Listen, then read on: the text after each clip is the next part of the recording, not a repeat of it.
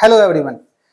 तो work power energy में ना अभी तक हम लोग डिस्कस कर चुके हैं work done by all the forces. Work done हमने डिस्कस कर लिया है, work done due to gravity कर रखा है discussion, work done due to gravity, work done due to friction force हमने डिस्कस कर लिया, work done due to normal कर लिया, work done due to spring force हमने कर लिया था, work done due to pseudo force हमने डिस्कस कर लिया था।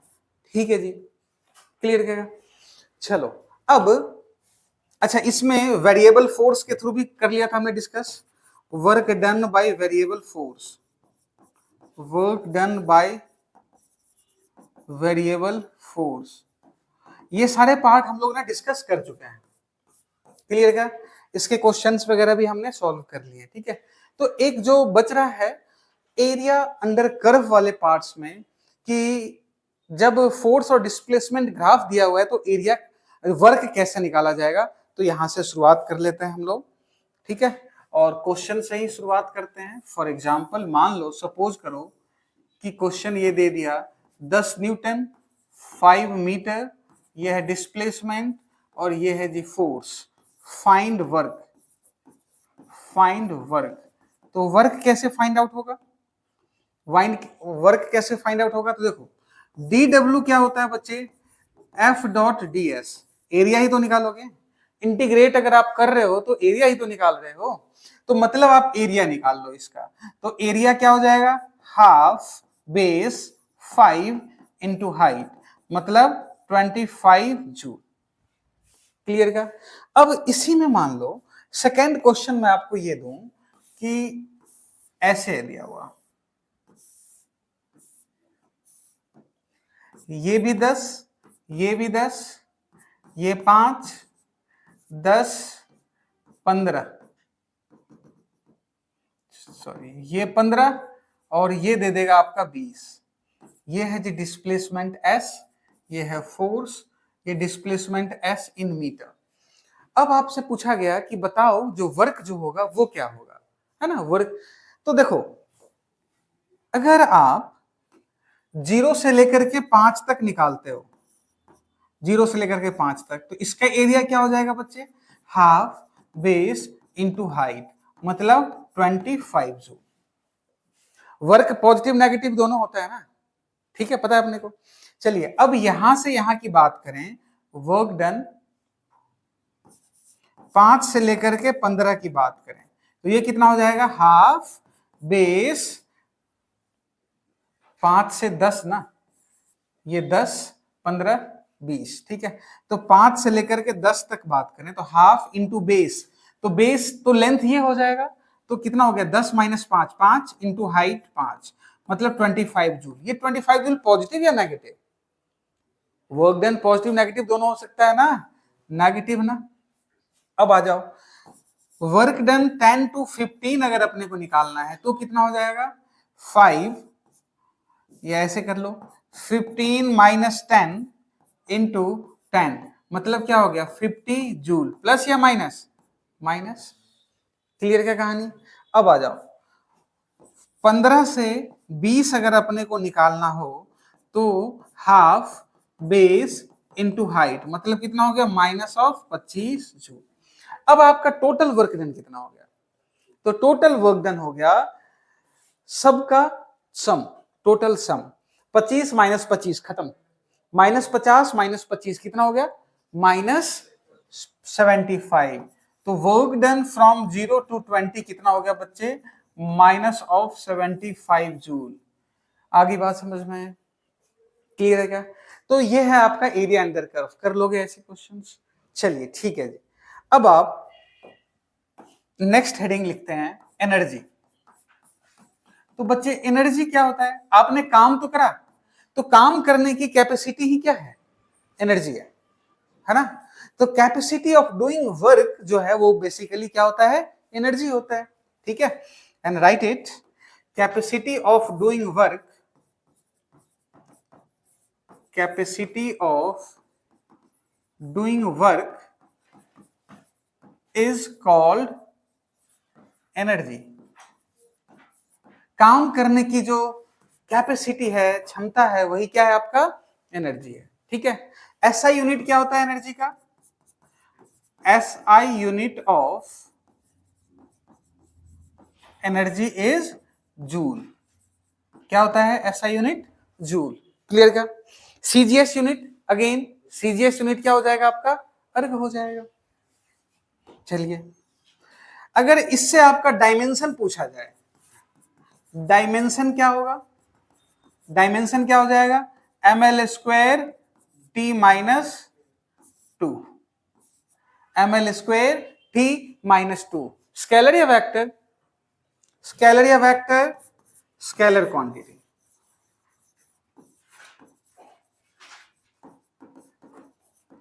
Scalar quantity. अब ये जो एनर्जी जो अपने को बेसिकली यहां पे जानना है ना, वो ये जानना है kinetic energy, potential energy, spring potential energy. Clear क्या कहानी?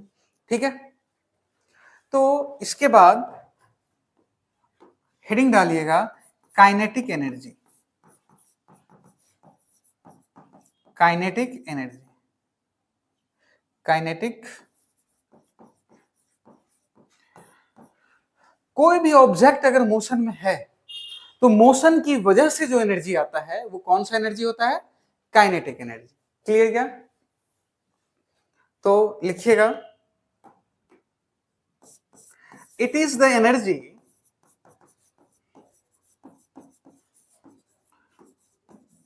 by virtue of motion of an object, motion of an object, motion of an object की वजह से जो आता है उसको क्या बोला जाता है भाई? काइनेटिक एनर्जी बोला जाता है। क्लियर क्या? मोशन की वजह से। डन ना? चलिए आगे बढ़ते हैं।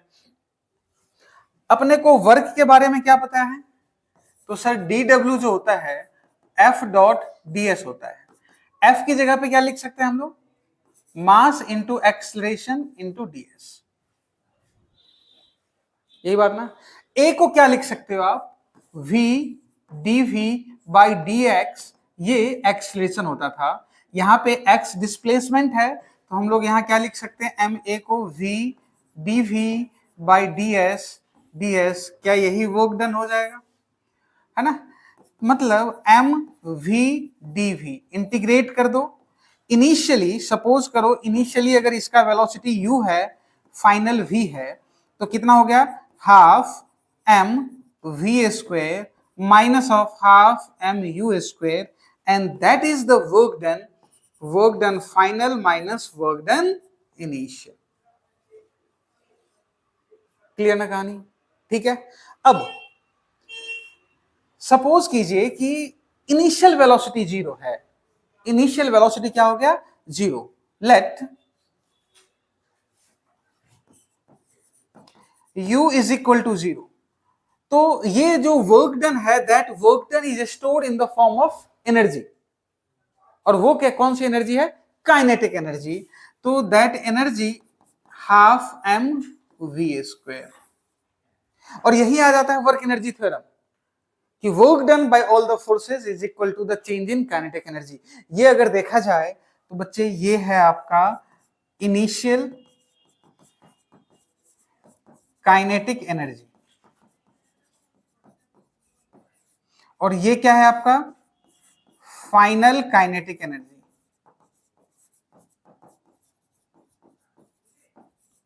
ये क्या है? इनिशियल, और ये क्या है आपका? Final kinetic energy. तो ये है आपका काइनेटिक एनर्जी का। क्लियर है? पॉज कीजिए and right it.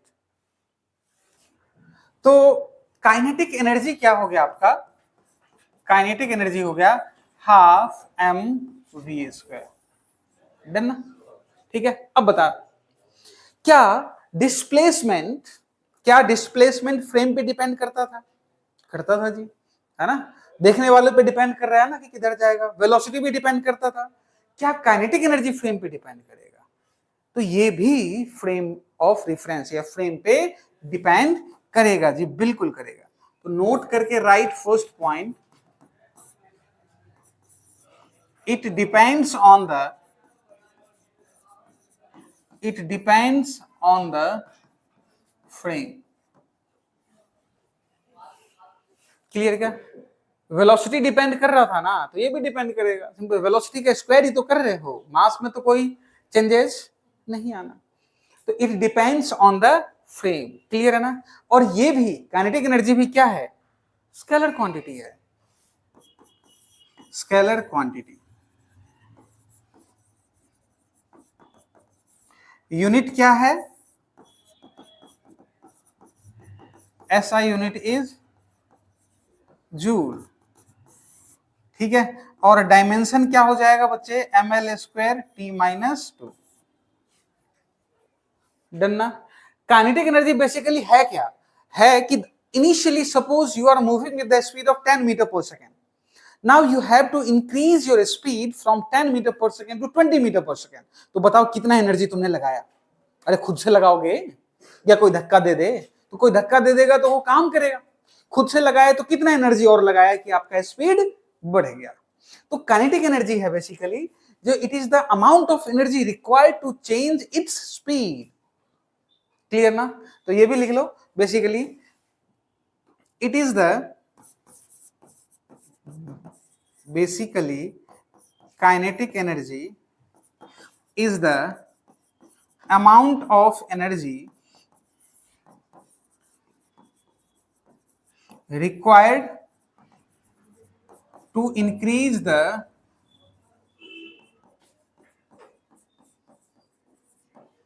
amount of energy required to increase the speed, clear क्या कहानी। चलो नेक्स्ट, सपोज करो क्वेश्चन दिया हुआ है आपका कि find the energy, find the energy required to change the speed of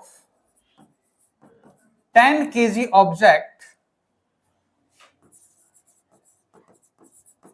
10 kg object from 10 meter per second to 20 meter per second। 10 metre per second से 20 मीटर पर सेकेंड तक change होने में जो एनर्जी चाहिए वो आपको बताना है। तो कितना हो जाएगा बताओ, kinetic energy half m v final square minus of half m v initial square, मतलब हाफ मास कितना है बचे 10 केजी, वी फाइनल कितना है 20 का square minus half 10, v initial कितना है 10 का स्क्वायर, ठीक है। तो हाफ इंटू 10 कॉमन 400 माइनस 100, तो हाफ इंटू 10 इंटू 300, कहने का मतलब कितना हो गया 1500 जूल। क्या इतना ही एनर्जी डालना पड़ेगा अगर इसके स्पीड को चेंज करना है तो, बोलो हाँ है ना। रे आगे बात समझ में क्लियर क्या। चलिए नेक्स्ट हेडिंग डालिएगा, relation between kinetic energy and the momentum. Relation between kinetic energy and momentum. Kinetic energy और मोमेंटम का रिलेशन क्या होता है, तो देखो मोमेंटम क्या पता है अपने को, मास इंटू वेलोसिटी, और काइनेटिक एनर्जी क्या पता है, हाफ मास वेलोसिटी का स्क्वायर, मास से ऊपर नीचे मल्टीप्लाई कर दे। तो ये क्या हो गया, हाफ एम वी का square by m is the kinetic energy. तो काइनेटिक एनर्जी क्या हो गया आपका p square by 2m। Kinetic energy क्या हो जाएगा पी स्क्वायर बाई 2m, ठीक है। P को हम लोग ऐसे लिख सकते हैं, P is equal to under root 2m into E, ध्यान रखिएगा, ठीक है। चलिए पॉज कीजिए एंड राइट इट। अब देखो काइनेटिक एनर्जी और मोमेंटम में क्या रिलेशन रिलेशन तो पता चल गया आपको। क्वेश्चन ऐसे देगा, find the percentage change in energy, kinetic energy अगर मोमेंटम चेंज्ड बाय 10%, या चलो लिख लो क्वेश्चन, लिख लो यही, find the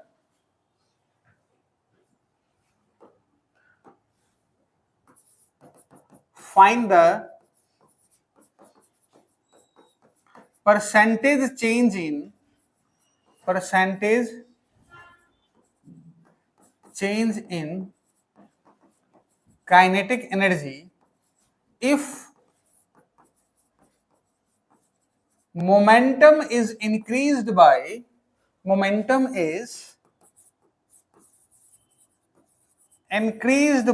10%।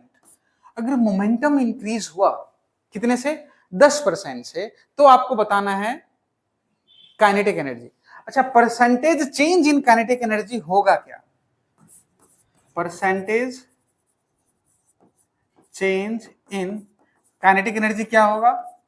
Kinetic energy final minus kinetic energy initial upon kinetic energy initial into 100। क्या यही होगा परसेंटेज? अब काइनेटिक एनर्जी इनिशियल कितना है? मान लेते हैं कि पहले मोमेंटम ना 100 था, या 10 भी मान सकते हैं हम लोग। तो पहले मोमेंटम मान लेते हैं कि 10 है। ये आपके कंसीडरेशन के ऊपर में, आप चाहो तो ना मानो, कोई दिक्कत नहीं है, इसमें कोई बुराई नहीं है, ठीक है। ये it completely depends on your consideration, जहां से आपके लिए कैलकुलेशन आसान हो जाए, ठीक है। तो सपोज करते हैं, let P initial is equal to 10, done ना। तो काइनेटिक एनर्जी इनिशियल क्या हो जाएगा? P स्क्वेयर बाई 2m, तो 10 into 10/2m means 100/2m। 2m से कट नहीं करना, इसको रहने दे as it is. Final momentum कितना कह रहा है बच्चे? फाइनल मोमेंटम कह रहा है P initial plus P initial का 10%। तो ये कितना हो गया? P इनिशियल कितना? 10 प्लस 10 का 10%, ये कितना हो जाएगा? 11। तो काइनेटिक एनर्जी फाइनल कितना हो गया? 121/2m, P square by 2m ना, ठीक है। अब बता, percentage change in kinetic energy क्या हो गया? के ई फाइनल माइनस के इनिशियल बाई के इनिशियल इंटू 100 ना। फाइनल कितना आया? 121/2m माइनस इनिशियल कितना आया? 100/2m, और ये इनिशियल कितना था? 100/2m into 100। अब बताओ कितना आ गया? 2m कैंसिल आउट हो गया, 100 कैंसिल आउट, 121 माइनस 100, 21%। मतलब momentum is changed by 10%, then its kinetic energy is changed by 21%। Clear है क्या? सोचो, अगर मोमेंटम इज चेंज्ड बाय 20% तो कितने से हो जाता? ऐसे ओरली, एकदम ओरली जवाब करना। कितना? 40। फिर से सोचो, 20 है ना, तो बाद में हो गया 120। पहले मान ले कि 100 है, तो बाद में कितना हो जाएगा? 120। क्लियर ना? तो 120 का स्क्वायर करोगे तो 144, तो 44% आ जाएगा ना। क्लियर क्या कहानी? लिख ले। तो ये था आपका इसमें मोमेंटम और एनर्जी का रिलेशन। चलो अब देखना, अब इस पे और क्वेश्चन नहीं करवाते हैं, दिया हुआ रहेगा, सिंपल है, सॉल्व कर लोगे, ठीक है। टाइप्स ऑफ द प्रॉब्लम था ये। चलिए नेक्स्ट जो है बहुत इंपॉर्टेंट VBI, ठीक है, work energy theorem. Work energy theorem. Work energy theorem है क्या? ठीक है, देखो अभी तक आपने पढ़ा है kinematics, laws of motion. Work power energy जो है वो अभी तक के जितने भी प्रॉब्लम्स का डिफिकल्टी लेवल था, कॉम्प्लेक्सिटी था, उसको रिड्यूस करता है। और रिड्यूस करने में ना दो कंसेप्ट्स यूज किए जाते हैं, उसमें एक प्रोमिनेंट कंसेप्ट है ये वर्क एनर्जी थ्योरम। और ये वर्क एनर्जी थ्योरम बेसिकली ये बता रही है कि जो आप वर्क कर रहे हो ना, तो सारे फोर्स के थ्रू जो वर्क डन होगा वो हमने ऑलरेडी पढ़ रखा है, which will be equal to the change in kinetic energy। Clear क्या कहानी? तो लिखिएगा इसमें, work energy theorem states that work done by all the forces is equal to the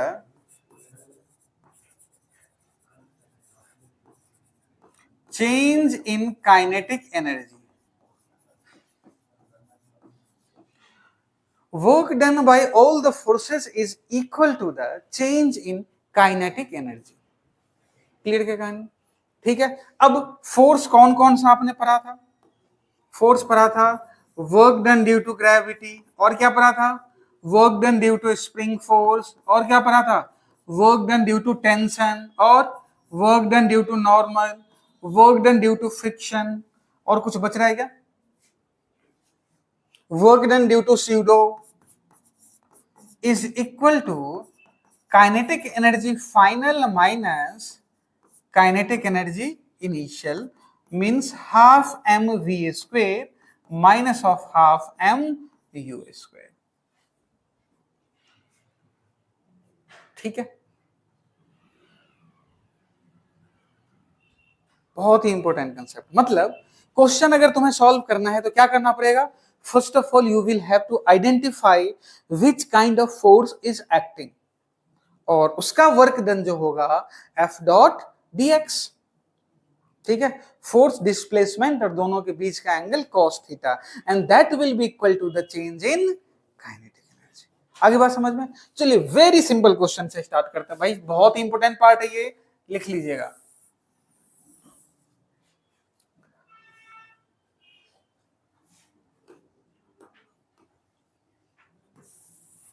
suppose 10 kg का एक ऑब्जेक्ट है moving with the speed of 10 metre per second. ये rough surface है, क्या दे दिया? Rough surface. Coefficient of friction is equal to 0.1. ठीक है, अब ये पूछ रहा है कि find the distance at which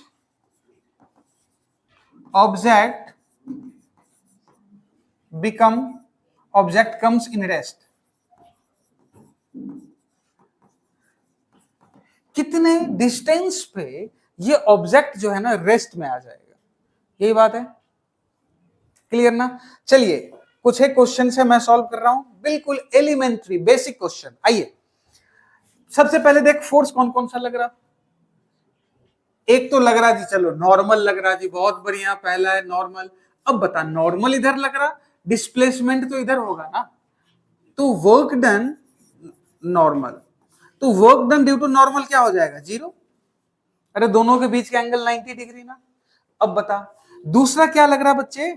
gravity. आ जाओ भाई, ग्रेविटी लगा नीचे, डिस्प्लेसमेंट इधर, तो work done due to gravity क्या हो जाएगा? 0. और बताओ, और क्या लग रहा है? Frictional force. अब बताओ work done due to friction. अब work done due to friction कितना होगा? Frictional force into displacement into cos theta, है ना. तो plus F into S into cos theta, तो कॉस कितना? 180 डिग्री, यही होगा. is equal to the change in kinetic energy. Change in kinetic energy means kinetic energy final minus of kinetic energy initial. तो final कितना है बच्चे? 0. क्यों है? रेस्ट में आ रहा है ना. Minus half m u square, यही आएगा ना. अब देखो फ्रिक्शन का वैल्यू कितना है? म्यू इंटू नॉर्मल, तो म्यू इंटू नॉर्मल की जगह पे एम जी एस माइनस में, ठीक है, is equal to minus of half m u square. ये से ये कैंसिल आउट हो गया. अब वैल्यू पुट कर दो, म्यू का वैल्यू दिया हुआ है ना 0.1, तो 0.1 इंटू एम 10 एस तो अपने को निकालना था, is equal to half into mass 10 v square means 10 into 10. तो ये कितना हो गया जी? 500. और ये कितना हो गया? 10s. ठीक है, ये से ये कैंसिल आउट हो गया. s इज इक्वल टू आ गया जी 50 मीटर. तो कितने डिस्टेंस पे जाकर के ये ऑब्जेक्ट रेस्ट में आ जाएगी? 50 मीटर पे. क्लियर है कहानी? पॉज कीजिए और समझ करके एक बार खुद से कीजिए। चलिए नेक्स्ट क्वेश्चन, सेम क्वेश्चन ले लेते हैं हम लोग इंक्लाइन प्लेन पे। Suppose this angle 37 is given, और ये मान लेता हूं मैं कि 10 केजी का ऑब्जेक्ट है और ये जा रहा है जी 20 मीटर पर सेकेंड, और रफ सरफेस है, म्यू का वैल्यू 0.1 दे दिया। सेम क्वेश्चन है, find the distance covered by the block before coming rest, first time जब ये रेस्ट में आएगा। Find the distance, find the distance covered by the block before coming rest.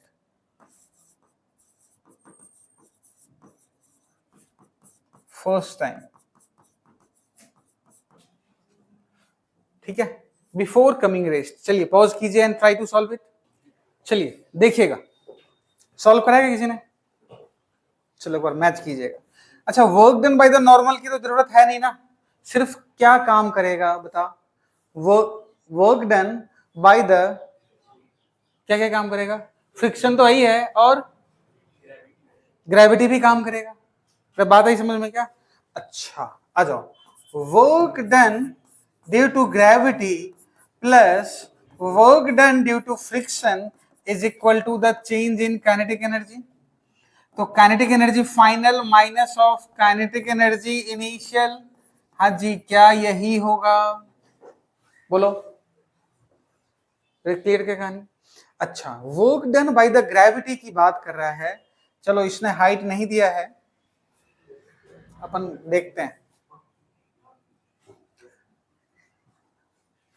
कोई बात नहीं। Work done by the gravity, force नीचे की तरफ लगा, ठीक है, mg, ठीक है जी। डिस्प्लेसमेंट इधर की तरफ हो रहा है, ठीक है जी, तो mg और डिस्प्लेसमेंट, ये कितना एंगल बनेगा इसके बीच में? 90 डिग्री प्लस 37 डिग्री, हाँ है ना? अरे डिस्प्लेसमेंट तो ये हो रहा है ना बच्चे, मान लेते हैं कि वो s है, मान लेते हैं कि वो s डिस्टेंस चला गया, नहीं आया, क्लियर क्या? तो mg इंटू एस, तो mg s तो ठीक है, दोनों के बीच का एंगल कितना हो गया? s cos 90 degree plus 37 degree, यही आएगा। f डॉट एस मतलब mg डॉट एस, तो mg और s के बीच का एंगल यही होगा ना। अब देखो ध्यान से, ये एंगल 37, तो ये भी 37, और ये 90, तो टोटल 90 प्लस 37 ना। देखो जी ये डायग्राम, ये अगर 37 है, क्या ये भी 37 ही होगा? और ये एंगल जो है 90 डिग्री हो गया ना, तो दोनों के बीच का एंगल कितना होगा? 127। क्लियर क्या कहानी? चलिए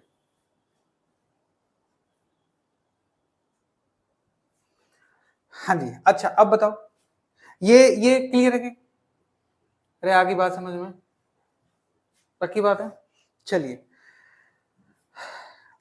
डिस्टेंस हमने ना ये ले लिया है s, चलो work done due to friction, अच्छा पॉजिटिव या नेगेटिव? ऑब्वियसली नेगेटिव ही आएगा, अगेंस्ट जा रहा है। अच्छा, work done due to friction, तो work done due to friction क्या हो जाएगा? माइनस म्यू नॉर्मल, तो नॉर्मल की जगह पे mg, ये नॉर्मल क्या हो जाएगा? mg cos 37 degree. देखो ये लग गया जी नॉर्मल, ये लग गया mg, ठीक है, तो ये mg 37 53, ये 37, ये कितना हो जाएगा?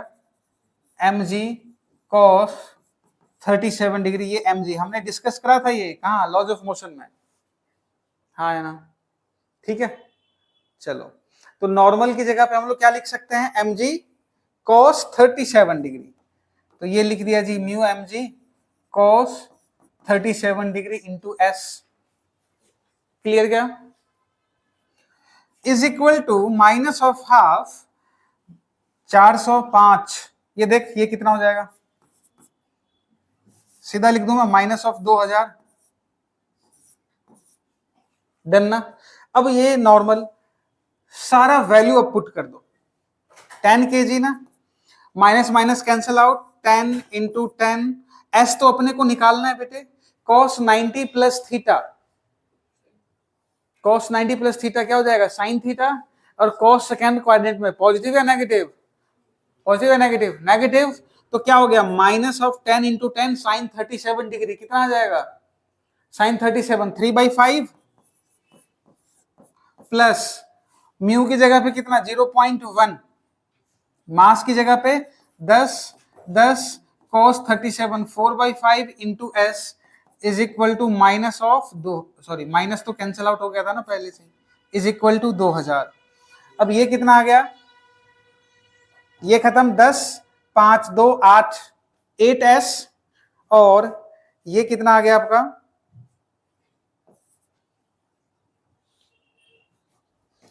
ये आ गया आपका 2 60 minus 60s plus 8s is equal to 2000, ठीक है, तो minus of 52s is equal to 2000, तो s का वैल्यू आ गया निकल करके हमारा यहां से। क्लियर क्या कहानी, ठीक है। अब आप चाहो तो इसमें वर्क डन सबका अलग अलग निकाल करके नॉर्मल ऐड कर दो, तो work done due to gravity, आप अगेंस्ट में जा रहे हो तो नेगेटिव तो आएगा ही, नहीं आई बात समझ में, क्लियर क्या, ये गड़बड़ तो नहीं करा, फोर्स डॉट डिस्प्लेसमेंट, तो ये तो नेगेटिव यहां आ गया ना, नहीं, एक मिनट आ जाओ, रुक जाओ गड़बड़ करा है, एफ डॉट एस ना, यहां नेगेटिव थोड़ा ही आएगा, cos 90 प्लस थीटा ये नेगेटिव आ जाएगा, तो ये नेगेटिव, ये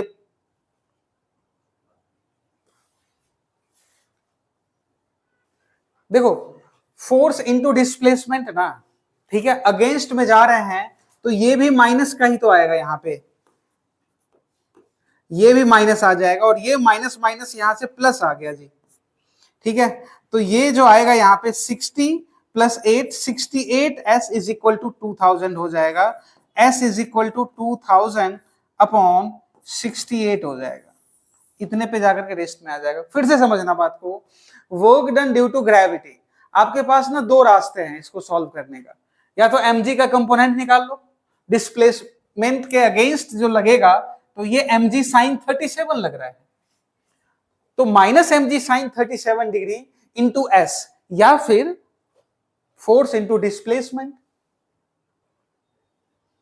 क्लियर ना, देखो अगर मैं यहां से करूं तो minus of mg sine 37 degree into s minus of mu mg cos 37 degree s is equal to kinetic energy final minus of kinetic energy initial, minus minus सारा कैंसिल आउट हो जाएगा ना, माइनस माइनस सारा क्या हो जाएगा, cancel out हो जाएगा, क्लियर क्या, रे आगे बात समझ में, डन, चलिए। अच्छा वैसे भी अगर देखा जाए, थोड़ा ध्यान से समझना, तो mg भी उसको अपोज ही कर रहा है, अरे ग्रेविटी के अगेंस्ट ही तो इसको ले जाना पड़ेगा ना, ग्रेविटी के अगेंस्ट, और फ्रिक्शन का भी वही काम है, क्लियर क्या कहानी, ठीक है। चलिए, तो ये आपके ऊपर भी डिपेंड करता है कि आप कौन सा ले रहे हो, कौन सा यूज कर रहे हो, ठीक है। आई यूजुअली प्रेफर डिस्प्लेसमेंट के अलोंग फोर्स निकाल देना, यहां वो नहीं निकाला गया है, यहां पे फोर्स और डिस्प्लेसमेंट के बीच का एंगल है, यहां पे क्या है कि ये mg cos 37, ये mg sin 37, तो फोर्स इधर डिस्प्लेसमेंट इधर, तो दोनों के बीच का एंगल 180 डिग्री, डन ना, ठीक है। चलिए come to the next question, 60 gram tennis ball thrown vertically up at 24 meter per second rises to a maximum height 26 meter. What was the work done by the resistive force? Same again, work energy theorem. Pause कीजिए and try to apply it. Okay, let's check it. देखो क्या कह रहा है, 60 ग्राम tennis ball is throne, ये क्या हो गया 60 ग्राम, u का वैल्यू कितना है 24 metre per second, this is suppose this is the maximum height, और ये हाइट जो है यहां से यहां तक का दिया हुआ वो है आपका कितना दे दिया 26 मीटर, हाइट कितना है 26 मीटर है ना। रेजिस्टिव फोर्स, अब समझना बात को, work done by all the forces क्या होता है, work done by all the forces is equal to the change in kinetic energy, final minus initial, तो minus of half into m, m की जगह पे कितना है 60 ग्राम ना, 60 1000 यू स्क्वायर मीन्स 24 इंटू 24। अब देखो work done by all the forces, तो वर्क डन बाय ग्रेविटी, ठीक है, फोर्स नीचे डिस्प्लेसमेंट ऊपर, तो कितना हो गया minus m g h plus work done by the resistive force is equal to यही हो जाएगा।